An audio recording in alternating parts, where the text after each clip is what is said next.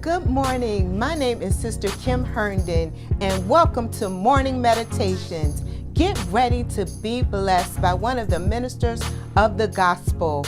Be blessed.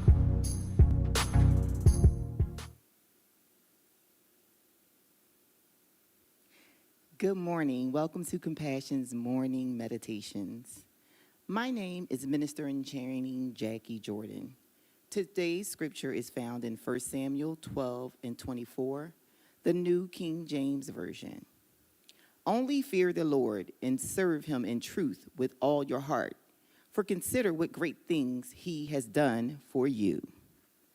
If I had to add a title to this message this morning, it would be Don't Be Scared.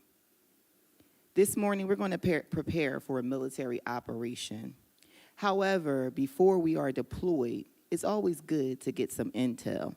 So let me provide you with some background information that's always helpful when we're preparing for a battle. In 1 Samuel, it describes Israel's change from theocracy to monarchy. That's being led by God to then being led by a king. The people of Israel wanted to be ruled by a king because they were tired of being mishandled and misled by unfaithful leaders that perverted everyone and everything. They also wanted to be like everyone else. Samuel was just the opposite of that. He feared the Lord. Samuel himself had been dedicated to the Lord's service since birth. He was one of Israel's greatest prophets. He ushered in Israel's first king, Saul, and paved the way for which is considered one of the greatest kings ever, King David. Samuel warned Israel they were guidelines that were and rules that had to be followed. So be careful what you ask for. In 2 Timothy 1 and 7, it says, "For God has not given us the spirit of fear, but of power, of love, and of a sound mind." Remember, our scripture today commands us only fear the Lord.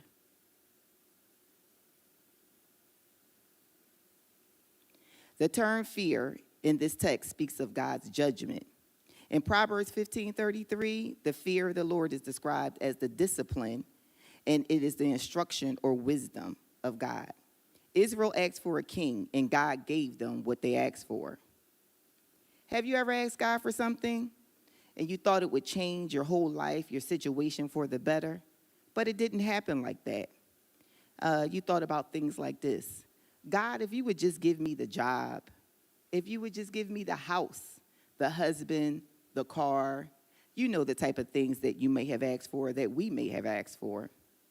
God desires to give us his very best if we do what he asks. He promises to give us the desires of our heart if we seek him first. When we take our matters into our own hands, that's when things can go totally south. First, we ask for this. Then if that doesn't work, we ask for that. Then we ask for something else, but none of it seems to work. Then we begin to feel defeated, and sometimes fear creeps in. Remember, our scripture commands us today, only fear the Lord. Operating in fear can be debilitating and could possibly be lethal, not only to you, but to others around you and that are attached to you. So don't be discouraged. I have good news on this morning. God already has the plan. See, God's words commands us in this text to only fear the Lord. So when I think about the word only, I had to go take a look at Webster's, and it says only. There is just one. There are no other options. So if there are no other options, why do we fear oppositions, trials, disappointment, people? You can fill in the blanks. Remember in the beginning, I said that we would be preparing for a military operation. I'm going to provide you with a 4-part strategy to defeat what scares you. So I'll ask you again, what are you scared of? The opposition, Satan, the enemy, your imagination, and any other strongholds you could think or imagine. See, last night you may have laid down fearing what would come of this day, waking up a nervous wreck. Not today. The Bible reminds us in Psalms 34 and 7, the angel of the Lord encamps around those who fear him, and he delivers them.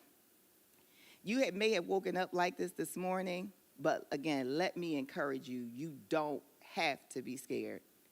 Our mission on today is to defeat the thing that will cause you to fear anything but God. Get that thing on your mind this morning. So let's use this 4-step strategy to gain victory over fear. So what is fear? The common acronym for it is false evidence appearing real. We get that. But in the military, they have an acronym that they use as well. And that acronym for fear is FIRST, encounter, assault, and reconnaissance. First, when we think about that, admit to yourself, acknowledge the fear. It's okay, but we can't stay there. In Proverbs 1:7, it says, the fear of the Lord is the beginning of knowledge, but fools despise wisdom and instruction. Remember, it's first, then second, it's encounter. Take a look in the mirror. Ask yourself a question. Pick a side on today. In Joshua 24:15, it says, and if it seems evil to you to serve the Lord, choose for yourselves this day whom you will serve, whether the God which your father serves that were on the other side of the river of the gods or the Amorites, in whose land you will dwell. But as for me and my house, we will serve the Lord. Step 3 was the assault. Prepare for battle. What are the weapons that you're carrying?